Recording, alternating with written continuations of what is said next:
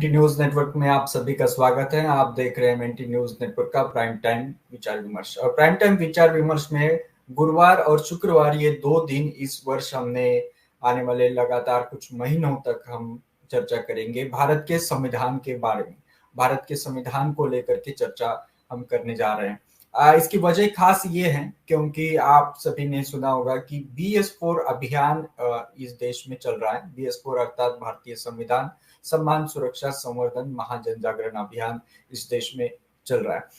लगभग 3 वर्षों से अधिक समय हुआ है ये अभियान चल रहा है पूरे देश भर में। और पिछले कुछ 2 वर्षों के इस 2021 में और 2020 में कोविड के कारणों से इस अभियान में थोड़ी सी फिजिकल जिसको कहेंगे प्रत्यक्ष रूप से जो कार्रवाई हो रही थी तो उसमें एक शिथिलता आई थी या हम कहेंगे उसमें कुछ रुकावटें निर्माण हुई थी। लेकिन ऑनलाइन बहुत बड़े पैमाने पर यह कार्यक्रम चला और इसी को ध्यान में रखते हुए हमने निर्णय लिया है एमएनटी न्यूज नेटवर्क पर कि हम प्रत्येक गुरुवार और शुक्रवार को एमएनटी न्यूज नेटवर्क पर संविधान से संबंधित बातों पर चर्चा करेंगे। इसमें व्याख्यान होंगे, चर्चाएं होंगी, संविधान के अलग अलग मुद्दों को समझने की कोशिश करेंगे। और आज ऐसे ही एक मुद्दे पर चर्चा करने वाले हैं। आपने कल जिन लोगों ने ये कार्यक्रम देखा है उन सभी को पता है कि एमएनटी न्यूज नेटवर्क पर BS4 महाअभियान को लेकर के कल हमने चर्चा की थी। इसके लक्ष्य को 2022 के लक्ष्य क्या लक्ष्य हैं 2022 में और क्या जिम्मेदारियां हैं खास करके उन सामाजिक कार्यकर्ताओं की जो फुले अम्बेडकरी आंदोलन से विचारधारा से सरोकार रखते हैं। इसको लेकर के कल हमने चर्चा की और काफी विस्तार से हमें जानकारी भी मिली है। काफी मुद्दे हमें हमारे क्लियर हुए हैं और भी बातें हो सकती हैं। आप कमेंट बॉक्स में लिखते रहिएगा। जो साथी हमारे साथ जुड़ रहे हैं फेसबुक में उनसे सबसे पहले हम रिक्वेस्ट करेंगे इस वीडियो की लिंक को आप शेयर कीजिए आपकी खुद की टाइमलाइन पर और वहां से आप इसको देखिएगा ताकि आपके जो मित्र हैं फ्रेंड फेसबुक पर जुड़े हुए फ्रेंड्स हैं उन तक भी ये जानकारी पहुंचे। क्योंकि सोशल मीडिया में जब तक आप इसको शेयर नहीं करते तब तक आपके साथी मित्रों तक ये कार्यक्रम की जानकारी नहीं पहुंचती। इसलिए जरूरी है कि आप फेसबुक पर अपने खुद के अकाउंट पर इसको शेयर कीजिए।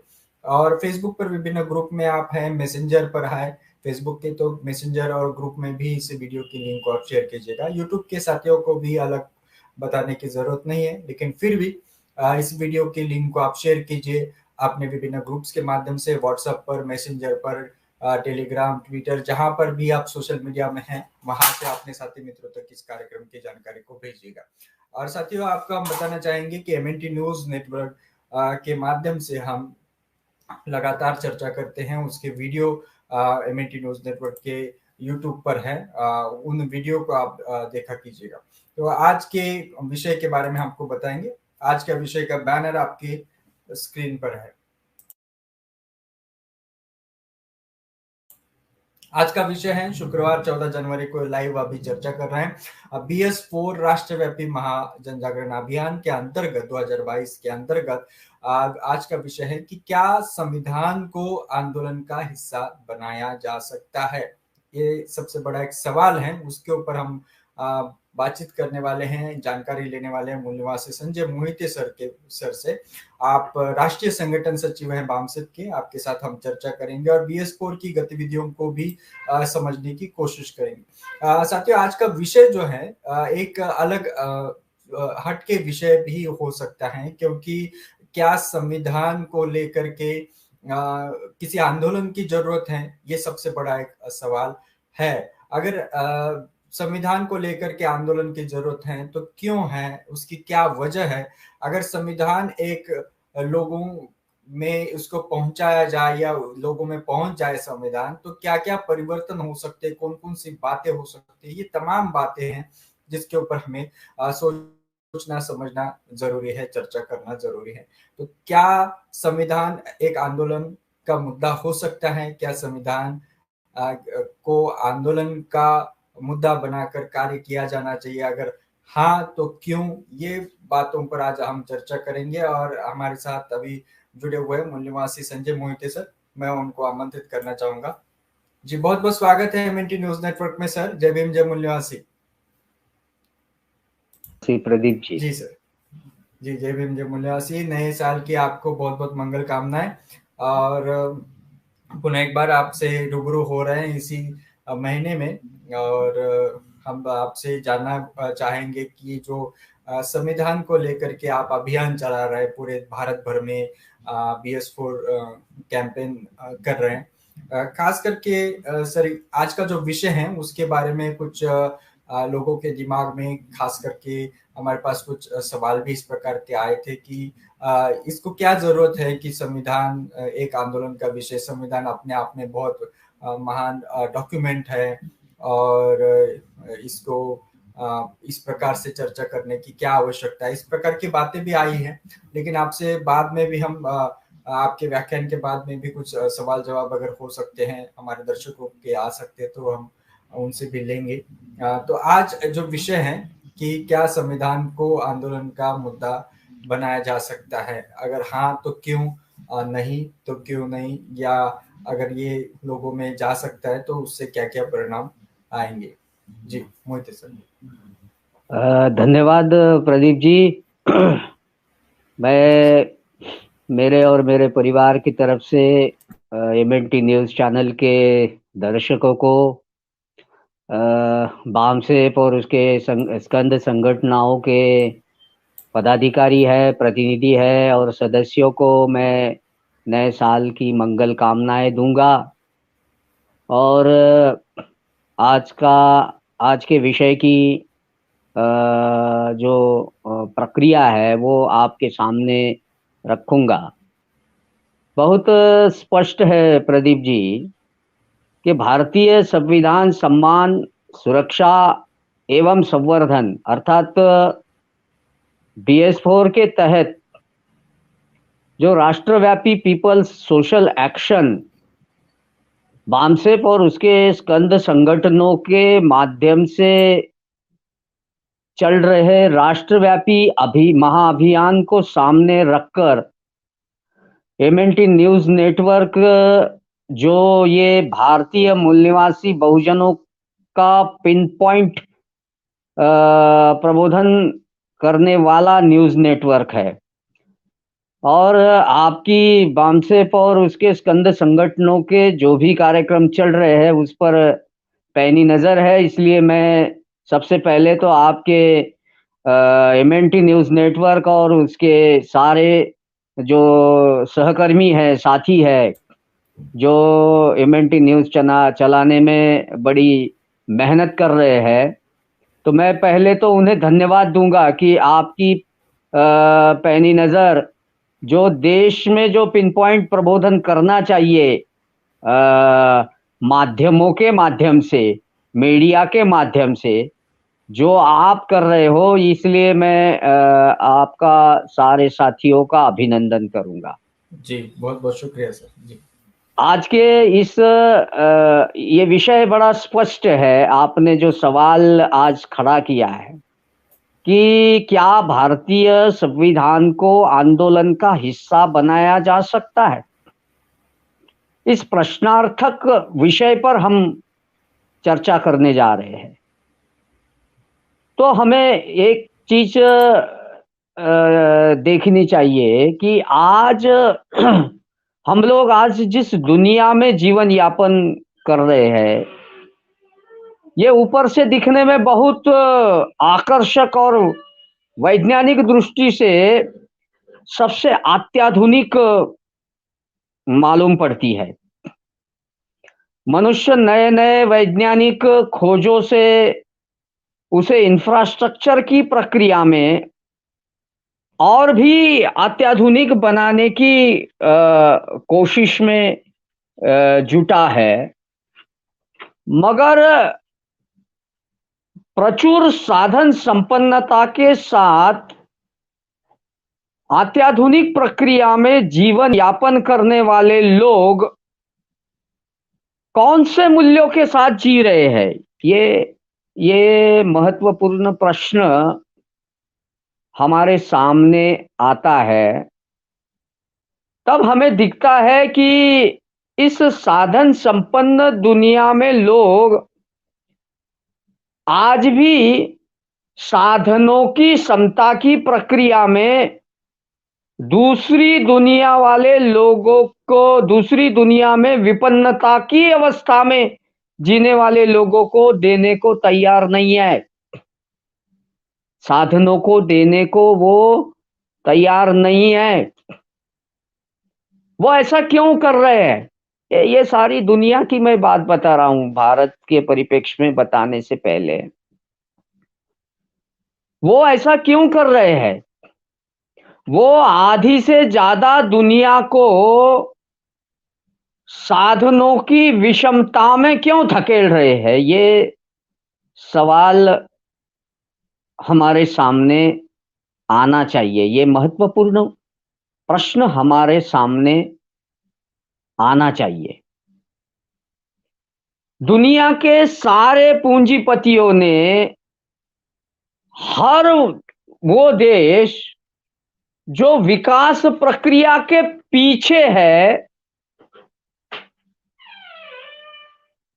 उसकी शासन सत्ता पर अपना प्रभाव और आर्थिक कब्जा बनाकर उसे अपने फेवर में आर्थिक कानूनों को बनाकर अपने शिकंजे में रखने की प्रक्रिया में लिप्त है। पूंजीपतियों का शिकंजा लोक कल्याण की महत्वपूर्ण प्रक्रिया का गला घोटने के अंतिम पड़ाव तक पहुंच चुका है। कजाकिस्तान में होने वाले आंदोलन को आप देख लीजिए। वहां के नागरिकों के आंदोलन को दबाने के लिए दूसरे जो, जिनका वहां डायरेक्ट इन्वेस्टमेंट है, इनडायरेक्ट इन्वेस्टमेंट है, वो देश उसको मदद कर रहे हैं। उनके बेसिक सवालों को सुलझाया नहीं जा रहा है। भारत में भी ऐसी स्थिति है। हमने देख लिया किसानों के आंदोलन की प्रक्रिया में। और हम ये सिर्फ महसूस नहीं कर रहे इस शिकंजे को, बल्कि उसके परिणाम भी भुगतने की, परिणामों को भुगतने की प्रक्रिया में आ गए। आधुनिक देशों के निष्ठुर पूंजीपतियों की का सार्वभौम कहे जाने वाले भारत जैसे देश को बाजार बनाना, ये हमारी गहरी चिंता है। उन्होंने भारत को भी एक बाजार बना के रख दिया। ये सारा ग्लोबल प्रक्रिया में हो रहा है। हर देश को आर्थिक कानूनों के शिकंजे में पूंजीपतियों ने फंसा के रखा है। ये आज से नहीं हो रहा है। पूंजीपतियों के साथ की लड़ाई बहुत पुरानी है हमारी। फिर हम जब भारत के परिप्रेक्ष्य में देखते हैं कि ब्रिटिश संसद द्वारा पारित भारतीय स्वतंत्रता अधिनियम 15 अगस्त 1947 को जब लागू करने की प्रक्रिया शुरू होने की हलचल का माहौल बना, तो भारत में अपना संविधान बनाने की जो पूर्व शर्त रखी थी ब्रिटिशों ने, जिसको दिसंबर 1947 में संविधान सभा की प्रक्रिया में गठित किया गया। संविधान रचयिताओं की मानसिकता को अगर हम देखते हैं, जहां देश के सभी आधिकारिक समूहों के अधिकारों की रक्षा करना और उन्हें उस अनुपात में स्वतंत्र भारत में अपने समूहों का के प्रतिनिधित्व का अधिकार को उन्होंने अहम माना। प्रतिनिधित्व के अधिकार को बहुत सारे समूह भारत में थे। फिर भी संविधान रचयिताओं ने उनको ध्यान में रखा और उनके प्रतिनिधित्व के अधिकार को उन्होंने अहम मानते हुए और कड़ी मेहनत से भारतीय संविधान रूपी दस्तावेज को सामाजिक क्रांति की प्रक्रिया में देश के सामने रखा। ये पल बहुत ही ऐतिहासिक था, क्योंकि इसमें संवैधानिक रचयिताओं की भूमिका देश की जनता को सामाजिक, आर्थिक और राजनीतिक अधिकारों को क्रांतिकारी परिवर्तन के बृहत दृष्टिकोण में व्याप्त करना था। देखना, ये बात बड़ी महत्वपूर्ण है कि संविधान रचयिताओं को ये पता था कि हम जो दस्तावेज बनाने जा रहे हैं वो सामाजिक क्रांति की दिशा में बुनियाद बनने वाली चीज है, और उस सामाजिक प्रक्रिया में आर्थिक क्रांति की भी प्रक्रिया संविधान के दिशा निर्देशों में उन्होंने व्याप्त की थी। मगर आज हम लोग देख रहे हैं और बड़े दुख के साथ हमको ये कहना पड़ रहा है कि हम ऊपरी तौर पर 135 करोड़ जनसंख्या के साथ एक लोकतांत्रिक देश होने के नाते विश्व की सबसे अधिक संख्या में मताधिकार का प्रयोग करने वाले लोगों का देश तो बन गए, फिर भी 89% लोग यहां आश्रितों का जीना जी रहे हैं। करोड़ों सीमांत किसानों से लेकर करोड़ों मजदूर समस्याग्रस्त है। करोड़ों युवा शिक्षा तो ले रहे हैं, मगर आने वाले समय में बेरोजगारी की खाई में गिरने वाले हैं। करोड़ों महिलाएं, बच्चे शोषण और अत्याचार के शिकार हो रहे हैं। प्रतिनिधित्व का उचित और सम्मानजनक अवसर पैदा करने की बजाय यहां भारत को एक ऐसा राष्ट्र बनाने की योजना बनाई जा रही है जिससे इस देश की एकता को पनपने के रास्ते में भयंकर रोड़ा खड़ा कर दिया। ये हमको देखना चाहिए। भारतीय संविधान, हम स्वतंत्र है, हम संप्रभु है और इसको निक्षुण्ण रखने की जिम्मेदारी यहां के सरकारों की है, ये उद्घोषणा करता है। मगर यहां धर्म के नाम पर राजनीतिक प्रक्रिया की प्रेरणा से, ये बड़े दुख के साथ कहना पड़ रहा है, धर्मवाद की प्रक्रिया के पीछे राजनीतिक प्रेरणा होना, ये बहुत बड़ा धोखा हमारे सामने है। और ये धोखा इस देश को टुकड़े टुकड़ों में बांट सकता है और इस देश को टुकड़ों टुकड़ों में बांटने की साजिश भी चल रही है। ये भी हमको ध्यान में लेना होगा। अगर ये देश संविधानवाद की प्रक्रिया पर चल रहा है तो फिर संविधान होते हुए ये इस देश में धर्म, जाति, पंथ के आधार पर अगर ये देश टूटता है तो बड़ा मुश्किल है।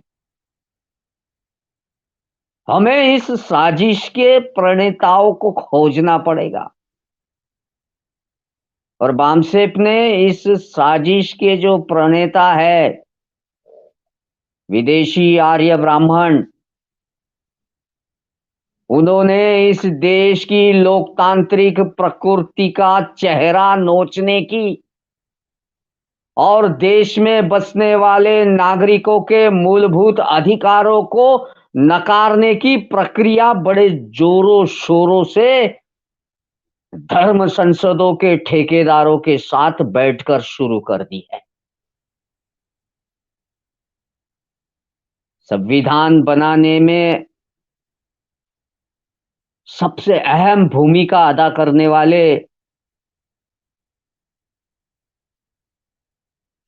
डॉक्टर बाबा साहब अंबेडकर ने संविधान सभा के अंतिम भाषण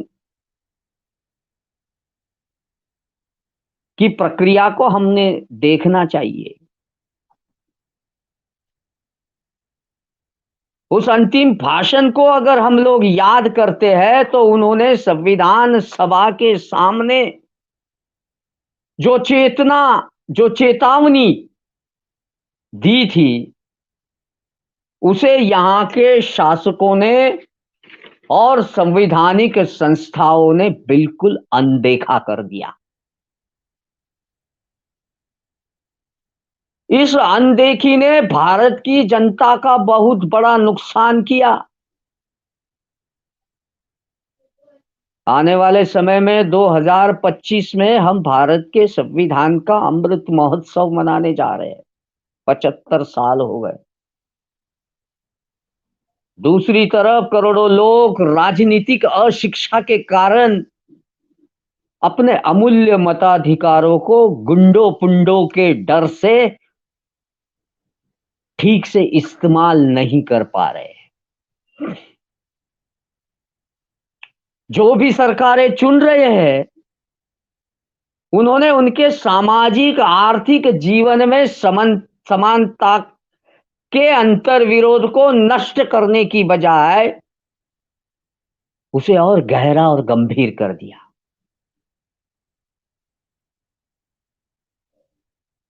जब हम देखते हैं कि सारी राजनीतिक पार्टियों ने चुनाव जीतने के जो हथकंडे अपनाए, उन हथकंडों से जनता के लोकतांत्रिक अधिकारों का गला घोटकर सत्तासीन होने की भागदौड़ में ये लोग लगे हैं। बस ये भी सबसे बड़ा गंभीर चित्र हमारे सामने है। मनी, मीडिया, माफिया और बहुस्तर सत्ता का अंधी राजनीति ने संवैधानिक नीतिमत्ता को एक अंधे युग में तब्दील कर दिया। पिछले 2 सालों में हमने कोरोना के कारण जो बेहाल लोगों को देखा,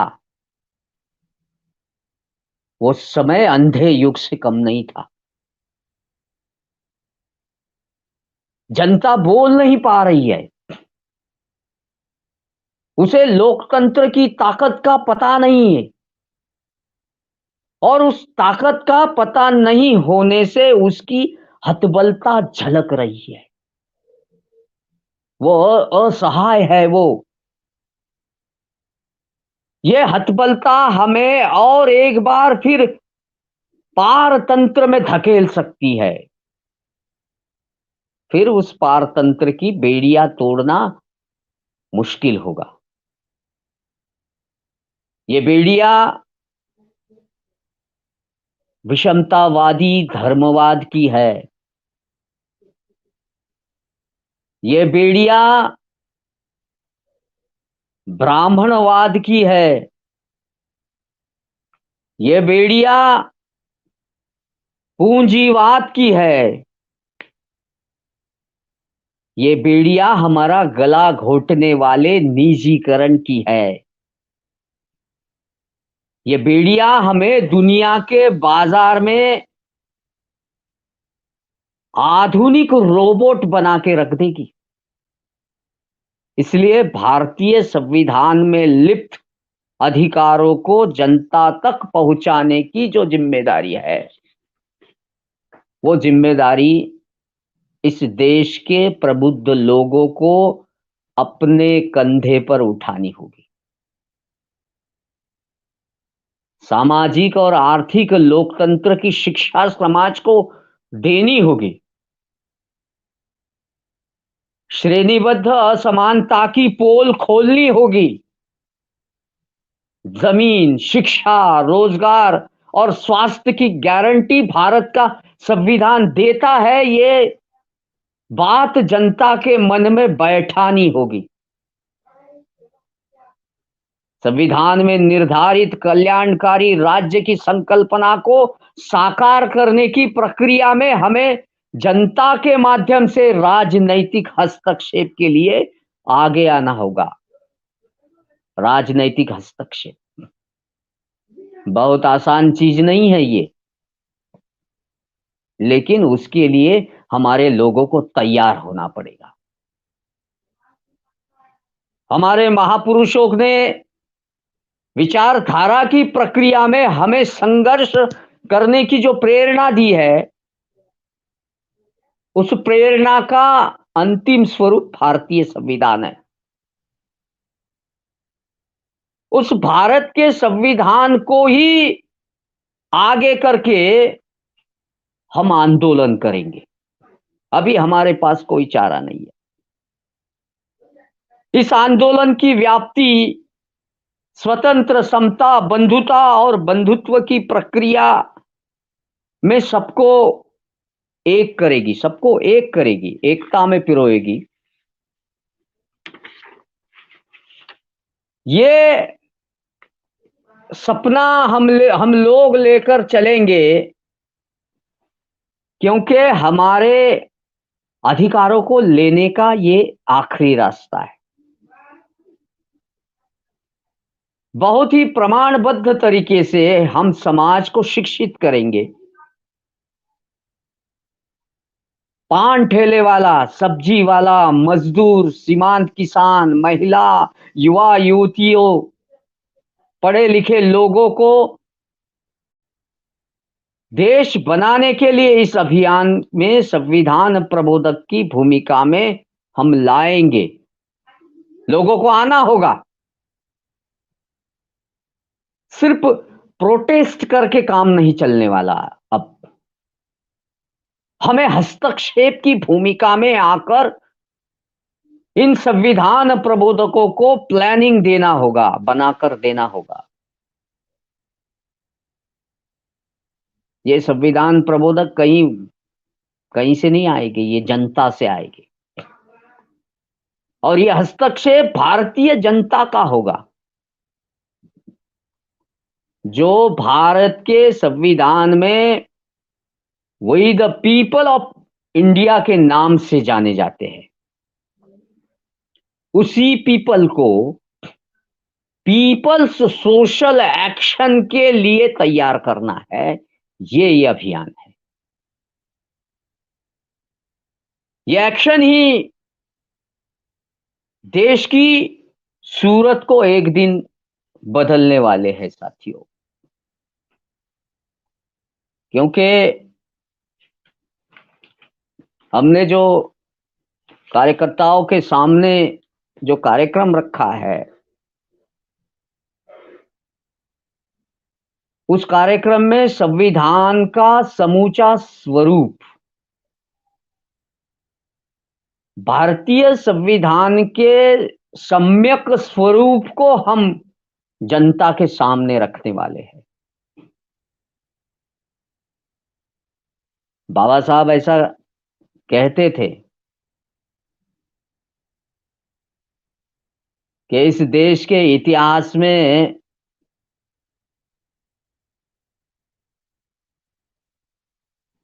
नीति मूल्यों की प्रक्रिया में समता कहीं भी दिखाई नहीं दे पड़ती है। और इसलिए वो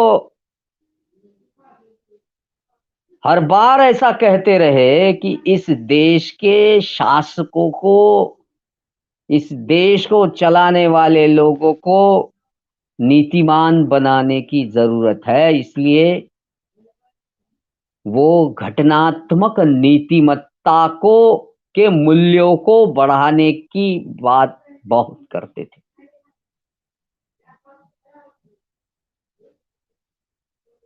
हम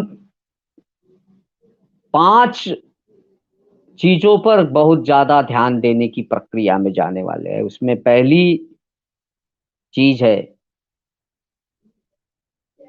कि पीपल सोशल एक्शन को,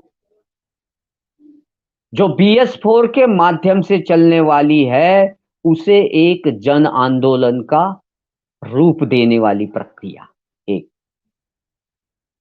दूसरी, इस जन आंदोलन के माध्यम से सबसे पहला अटैक हम इस देश के निजीकरण की प्रक्रिया में करेंगे। ये दूसरी बात। जनता को भी हम संवैधानिक नीति के मूल्यों का पाठ पढ़ाने की कोशिश करेंगे, क्योंकि वो जनता को मुफ्तखोर बनाने की एक जो संस्कार होता है, वो मुफ्तखोर बनाने का संस्कार इस देश की राजनीतिक पार्टियों के माध्यम से आ रहा है। और जनता जो इस देश के अर्थव्यवस्था में अपनी सहभागिता देने की उसको अपॉर्चुनिटी ये भारतीय संविधान देता है, उस जनता को भिखारी के स्तर पर लाने की यहां की प्रस्तापित पार्टियों को भी एक्सपोज करना इस अभियान का एक अंग होगा। ये तीसरी चीज। चौथी महत्वपूर्ण चीज ये है कि इस देश की जनता को संवैधानिक प्रक्रिया में राजनीतिक शिक्षा देने का काम हमारे संविधान प्रबोधकों को करना होगा। ये बड़ा महत्वपूर्ण काम है। हमारे लोग वोट का भी अधिकार अभी ठीक से नहीं वहन कर पा रहे हैं, तो राजनीतिक प्रक्रिया में सोच समझ उनकी बढ़ाने की प्रक्रिया हमको इस अभियान के माध्यम से करनी होगी। और पांचवा, जो लोकतांत्रिक मूल्य है उसकी प्रस्थापना की प्रक्रिया में हम विवेकी लोग बनाएंगे और पब्लिक कॉन्शियंस को बढ़ाएंगे। आज लोग टोलियों में बटे जा रहे हैं, और टोलियों में बटने की वजह से वो अपने संवैधानिक अधिकारों को खोते जा रहे हैं, और राजनीतिक लोग उन्हें इसी प्रक्रिया में डालना चाहते हैं। वो इस देश के लोगों को सिर्फ प्रजा बना के रखना चाहते हैं। इस देश में कुछ गिने चुने लोगों को राजा बनने का अधिकार है, वो अभी भी कायम है। इस देश में आर्य ब्राह्मणों ने जो सत्यानाश इस देश के स्ट्रक्चर का किया है, यहां के मूल सभ्यता का किया है,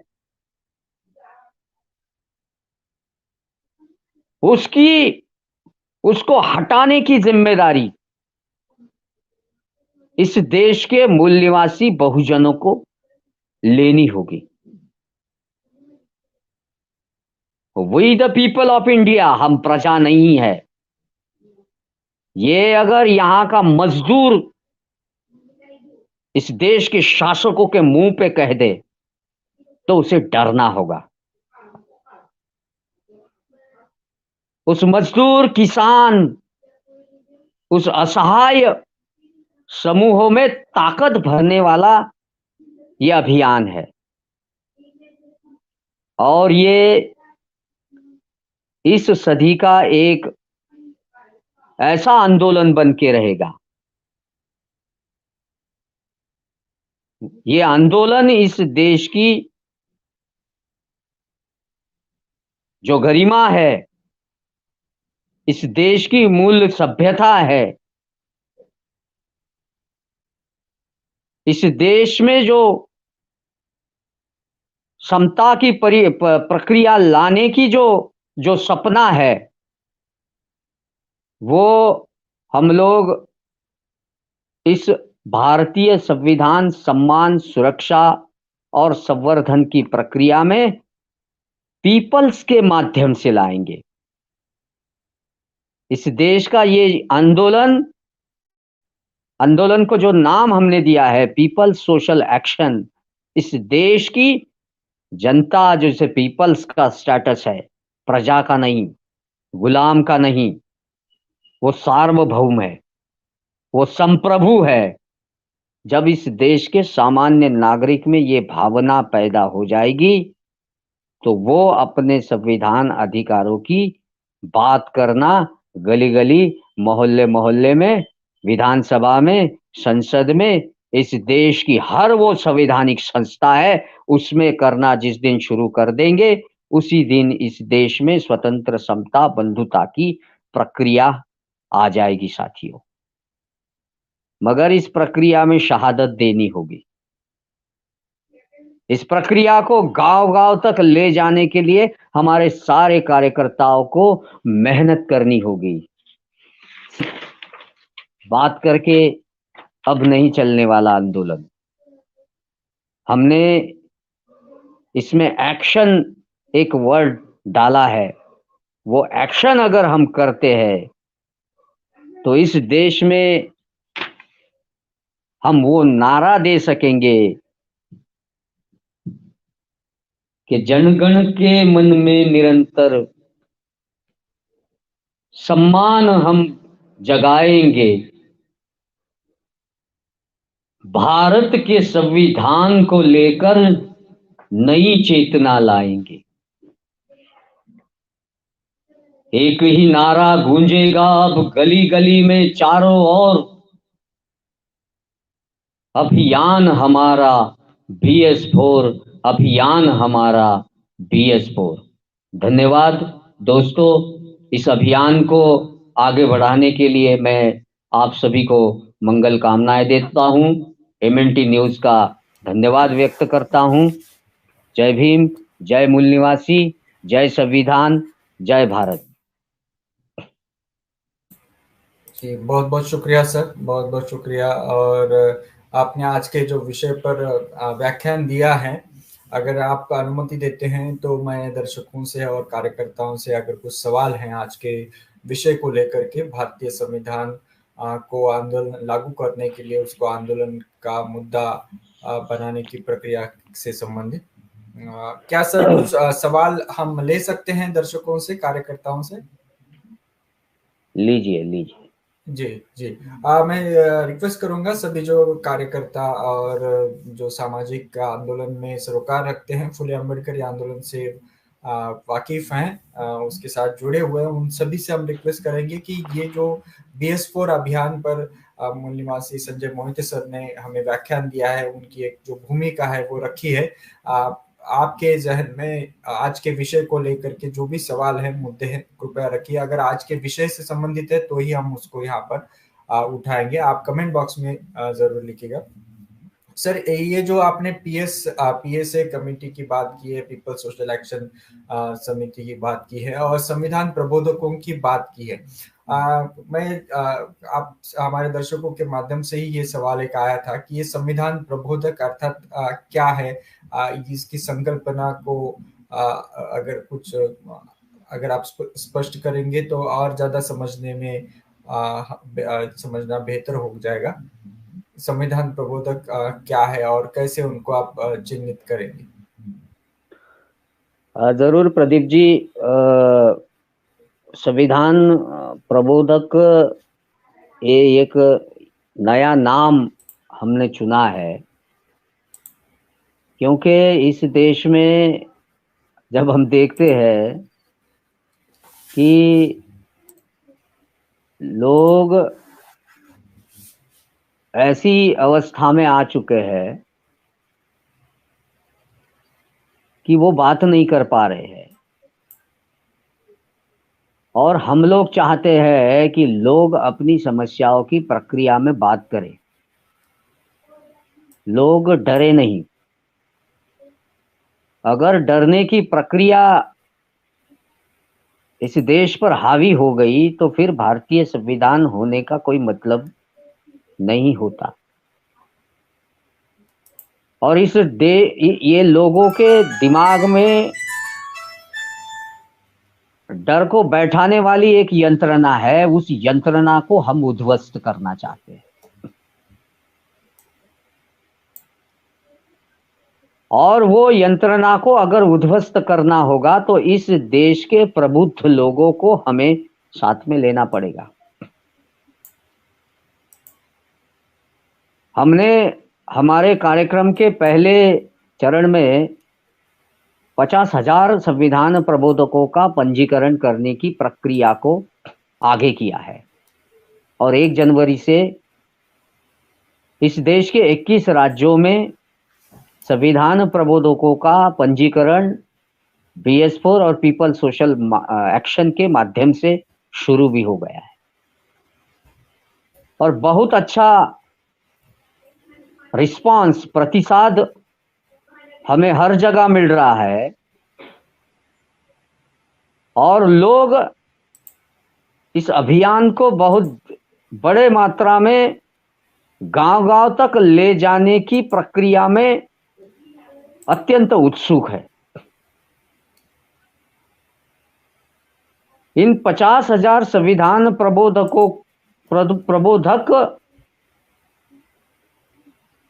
ये इस देश का जो कॉन्स्टिट्यूशन है, जो आधारशिला है इस देश चलाने की, उसको जनता के सामने ले जाएगा। यह अभियान रुकने वाला नहीं है।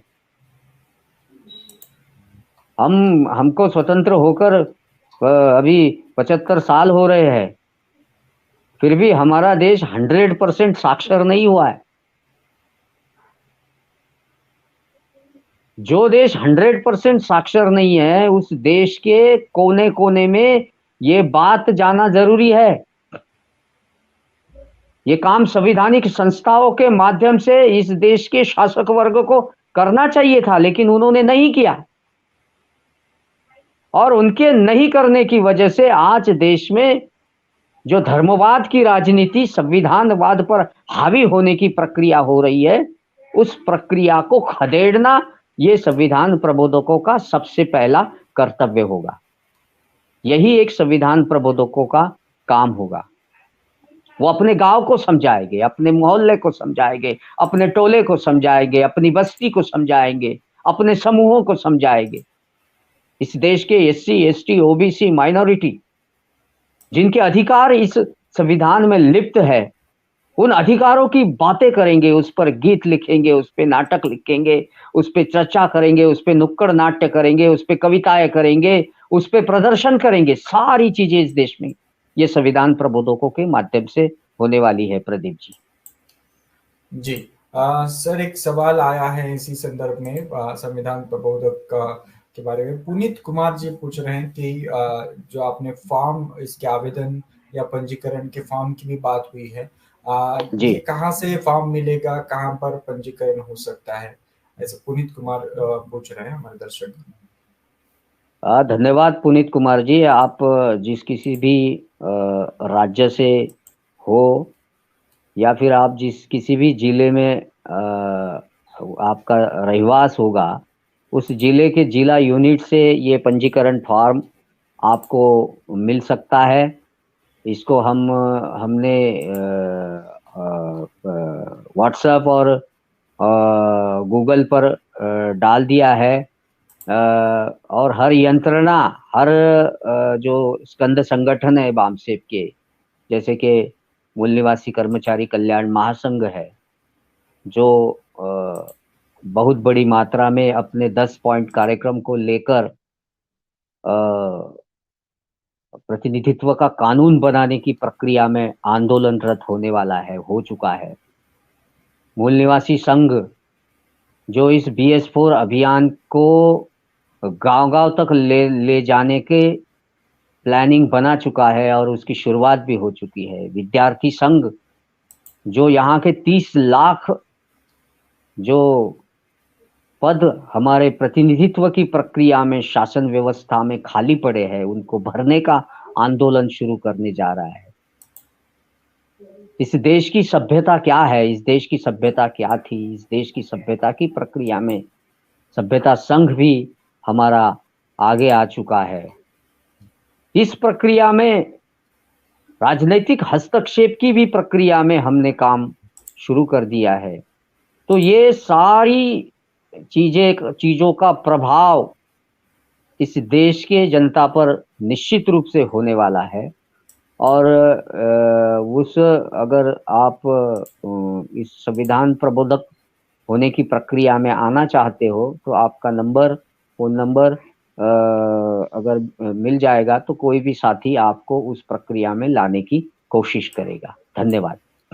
जी बिल्कुल, बामसेफ और उसके स्कंद संगठनों के स्थानीय यूनिटों को आपको संपर्क करना जरूरी है पुनीत कुमार जी। और जिन जिन लोगों का ये सवाल है सर, इसके साथ ही एक सुझाव से साथ जुड़ा हुआ एक सवाल भी है, आया हुआ है। राजेश गवई जी पूछ रहे हैं कि इस संविधान प्रबोधकों में महिलाओं की सहभागिता किस प्रकार से हो कि उनकी 50% सहभागिता होनी चाहिए, ऐसा उन्होंने सुझाव दिया है। लेकिन एक सवाल भी है कि इसमें महिला प्रबोधकों को किस प्रकार से आप चिन्हित करेंगे और उनको प्रशिक्षित करेंगे? बिल्कुल, मूल निवासी बहुजन समाज के पढ़े लिखे तबकों में महिलाओं का स्थान अग्रगण्य है। और आज जिस प्रक्रिया से ब्राह्मणवादी ताकतें महिलाओं की बदनामी की प्रक्रिया में आगे आई है, वो भले एक किसी समूह की हो, लेकिन वो समूह भी इस देश के हर चीज में हस्तक्षेप का अधिकार रखता है। तो इसलिए हमारी महिलाओं ने ये सोचना चाहिए कि इस देश में जिस प्रकार से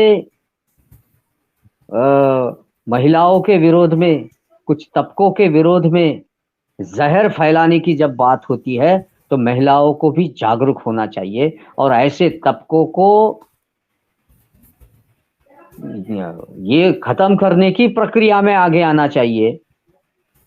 नहीं तो ये लोग सबसे पहले इनके धर्मवाद में मनुस्मृति के माध्यम से महिलाओं को फिर से गुलाम करने की प्रक्रिया में ले जाएंगे। तो महिलाओं का भी अहम रोल बनता है। बिल्कुल इसमें कोई जेंडर का कोई ऐसा हमने कोई ऐसी पूर्व शर्त नहीं रखी है कि इसमें सिर्फ पुरुष काम करेंगे। इस देश के बच्चे काम करेंगे, इस देश के युवा काम करेंगे, इस देश की युवतियां काम करेंगी, इस देश के किसान काम करेंगे, इस देश का थोड़ा सा भी पढ़ा लिखा आदमी होगा वो भी इस अभियान में संविधान प्रबोधक की भूमिका अदा कर सकता है और इस देश की ब्राह्मणवादी ताकतों को नष्ट करने में अपना योगदान दे सकता है। प्रदीप जी। जी बहुत बहुत शुक्रिया सर। एक सवाल और एक आया है, हम 2-3 ही सवालों का भी यहाँ पर हम लेंगे। इसमें ये पूछा गया है खास करके बामसेफ और स्कंद संगठनों के कोऑर्डिनेशन के बारे में जानकारी पूछ रहे हैं शायद कोई साथी।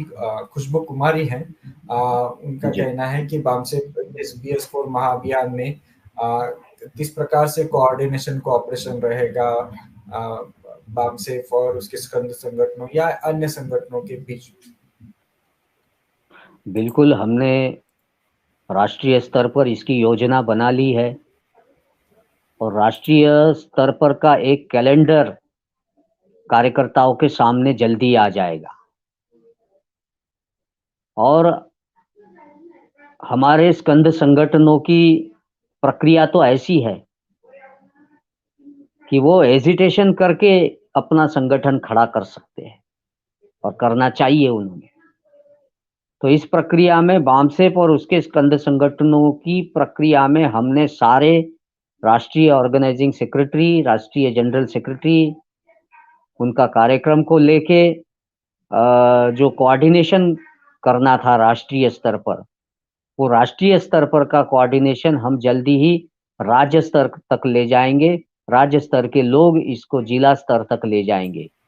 लेकिन मेरा आह्वान रहेगा कि सारे संगठन कोऑर्डिनेशन की प्रक्रिया में अगर आते हैं तो ये कार्यक्रम को यशस्वी होने से कोई नहीं रोक सकता। धन्यवाद प्रदीप जी। जी जी। एक अंतिम सवाल है सर। आपने आज का जो विषय है संविधान को जन आंदोलन के बारे में, उस दोनों प्रक्रियाओं को समझने के लिए ये सवाल एक सभी के लिए आवश्यक भी है।